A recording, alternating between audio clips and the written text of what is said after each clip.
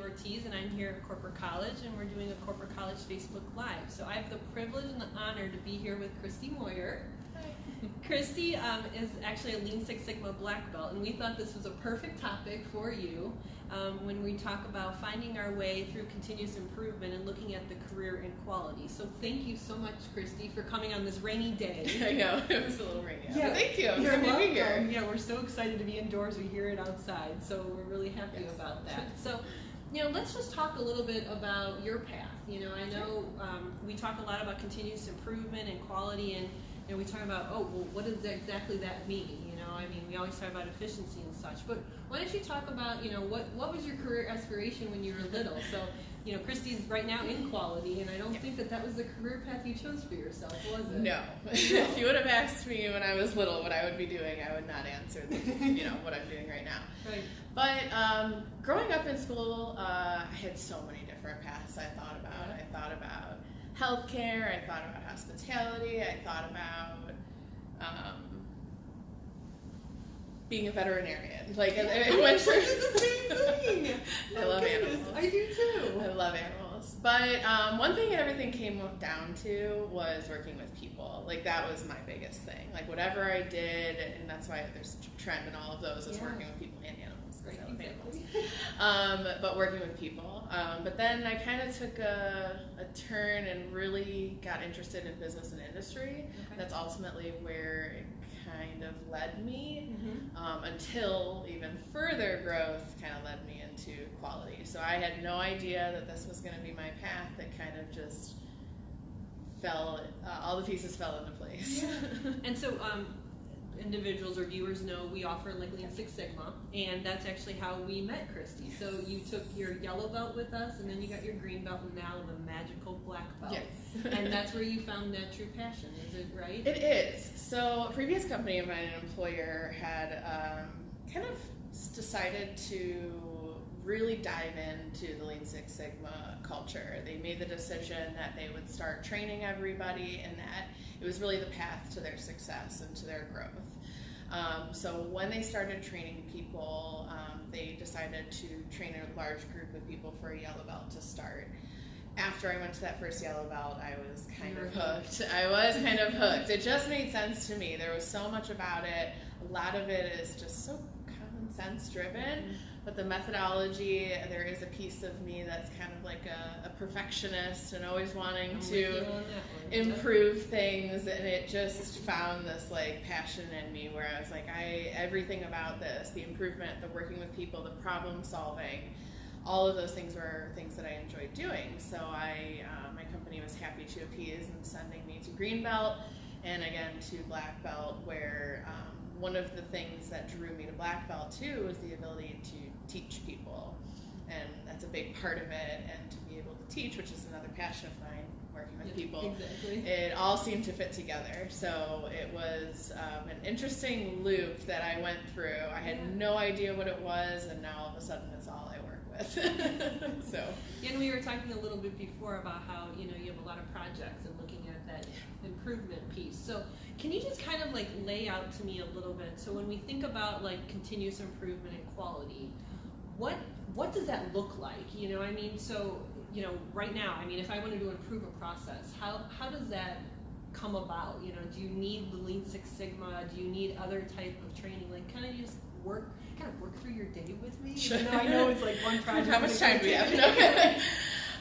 So the quality field, the continuous improvement field, are very closely linked. Quality, obviously, looking to raise the bar for your customers, whether they're internal customers or external customers. So the quality field is kind of driving to that ultimate perfection for whatever it is that you're doing, whether it's an internal process, if it's a service that you're offering. The goal is always excellence. Any company is going to want that. So continuous improvement is so closely linked with quality, because obviously the only way to ultimately get to that goal of excellence is to constantly look to improve. So in the field of continuous improvement, all you're doing is looking, observing at how things are functioning currently, and trying to dive in to understand how to make it better. You're doing all types of skills. You're doing problem solving, you're doing analysis, you're taking any skills, and Lean Six Sigma is just one of them in terms of problem solving.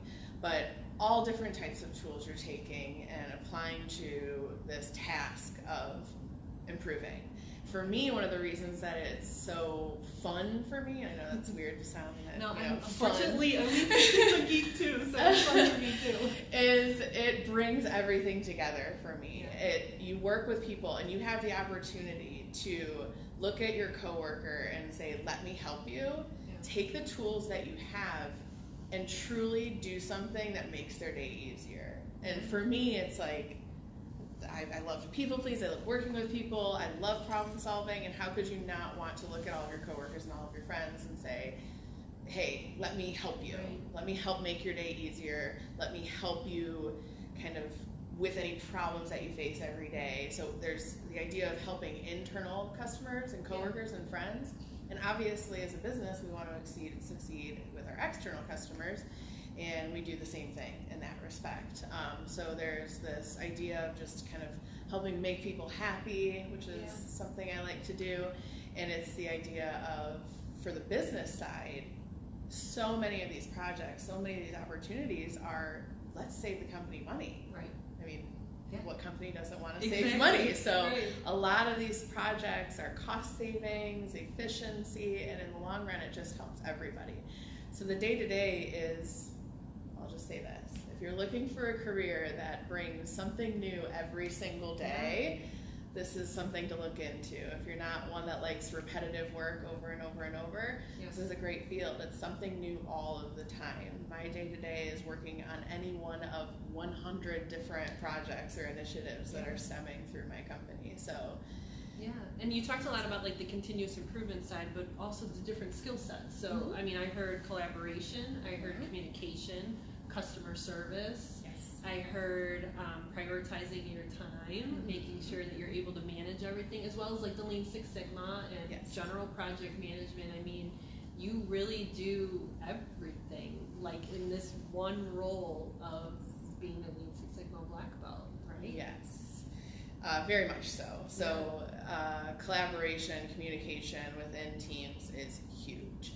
Being able to be a neutral party in what might be a difficult, You're conversation. utilizing your knowledge and Yeah. your skills and not taking your personal. Right, that's what it's all about. You learn these skills and these techniques, and then you are able to make communication, collaboration easier Yeah. within, what could be difficult conversations. There could be a very large quality problem at a customer, and if we get too excited as a group and get nervous and get, overwhelmed, sometimes there needs to be that person that says, okay, let's start at the beginning. What's our problem? Yeah. How can we define it? How can we understand everything? And how can we look to improve it? And a lot of, this role is doing just that. It's you being the outside party and looking Exactly. in, and I actually did a process map once with Jim Odom, who we've done a Facebook Live and you know very well, and it was really interesting because he did the process mapping and he's sitting there and individuals are literally like arguing in front and he's just sitting there and I'm like, oh my gosh, like is he gonna do something? And I said to him outside, I'm like, Jim, why didn't you step in? He goes, Suzanne, they need to work out the problem. And he eventually interjected and he goes, okay, what did we learn from that? And I thought that that was really interesting because my gut instinct would be like, no, calm down, please, like, let's try to figure this out. But it's really like he took his experience, his learning, and really was like, nope, let them talk it through so we can figure it out. And in the end result was, I mean, they saved like $250,000. I mean, it was a huge cost savings. But, I mean, that's exactly what it was, right? I mean, taking yourself out of it and coming back in. That's exactly right, and that skill set of understanding what approach to take in a given time does take a lot of time. I mean, I know that I've gradually grown over the last, several years of applying these skills to be better at it, and I'm constantly growing every day. I'm always going to take advice from people like Jim. I'm continuously improving myself, yes. But yeah, sometimes you have to take a step back, sometimes you have to interject, but in the long run, everyone has the same goal. Right. People might it might be difficult to get there, but we just did a project at my company where it gratefully was not an hour-and-a-half meeting and then a follow-up of a 1 hour meeting and then some individual work. We were able to take a process and cut it down to 50% of the time that it was taking. So basically 5 hours from like I guess project management standpoint, cut 50%. That's fascinating. Yeah. Amazing. And it's funny because a lot of people are just okay with the status quo. It's just what we do. And until somebody like myself comes in and pries and just asks you questions like, why are you doing it this way?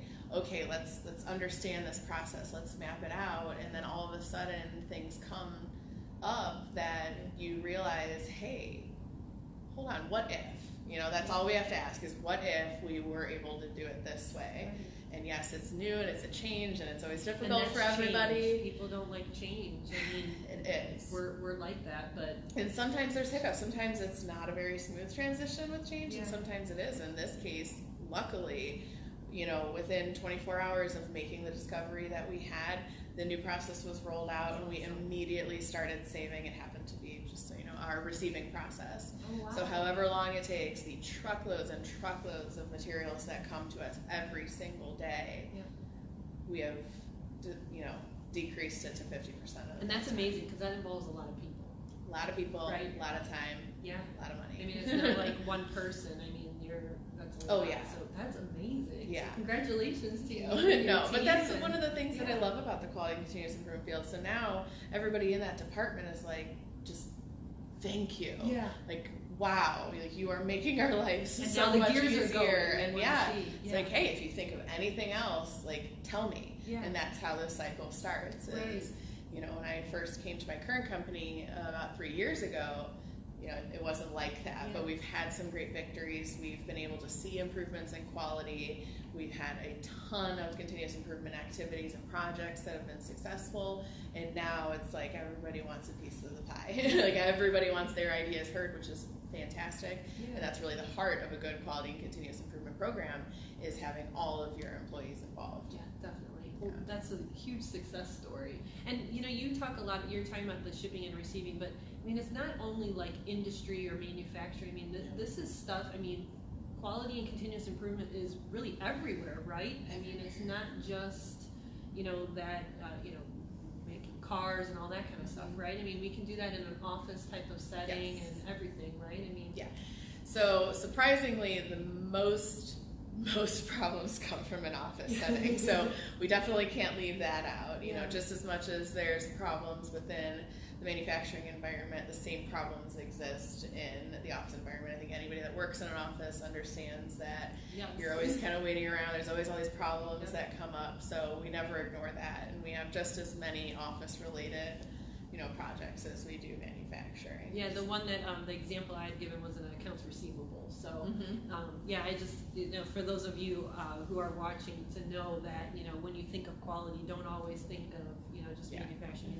It's everywhere. So with that being said, I mean, what is your advice for someone who wants to look at getting into quality or continuous improvement? I mean, is it always education based? I mean, are there things that they can do on their own? So, as I said, 10 years ago, I never would have saw Yeah. myself here, and now I'm You're living it. happy, and Yeah, I love it, and it is honestly a passion for me. So it all started with just some simple education that didn't require years out of my life. It was a quick, through corporate college, a quick yellow belt class with an excellent facilitator that opened the door, and all of a sudden I was hooked. So, and you don't even have to go so far as a physical. I mean, we have the internet now. Right. You can Google, Yeah. to investigate and see if it's something you're interested in. You can take online courses. You can take a corporate college course, and I might be the facilitator of that course. But the Not idea is just check it out. If you like problem solving, if you like working with people, if you like something new every day, it's just an interesting field to get in that you're not going to go to college and get a 4-year degree in quality and continuous improvement. That's just Right. like, it's not a very focused, sector, but it's easy to go out and learn more about it through online, in person. Yeah, and then you can even do some little type of things, like if you want to take maybe one project and see how you improve it, right? And that might help you determine if that's the route you want to go. Absolutely. Does that sound like a good thing? Absolutely. Yeah. I've had a lot of people come to me with their project and ideas, and working through projects are like, I kind of like this. I'm interested, and we know the path to take from there. Well, and I have to tell you, I mean, I got a bachelor's degree, and it was just in business. And when I came here and I learned about Lean Six Sigma, I am hooked. I have my yellow belt. I'm waiting for that time when I have the time to go get my green belt. I'm not sure about the black belt, but definitely the green belt, because I love it. I mean, it's something, continuously improving, and it doesn't stop, right? No. I mean, once you improve something, you're always looking to how you can do, but giving the other team members the tools to do it is one of the keys. So, well, thank you so much for joining us. Thank you for having me. And thank you very much for watching the video. Within this embedded is a link to our website. If you have any more information, you can always contact us. And you can see Christy is proof that finding your way through continuous improvement in a career in quality is possible. So thank you very much. I'm Suzanne Ortiz, and have a wonderful day.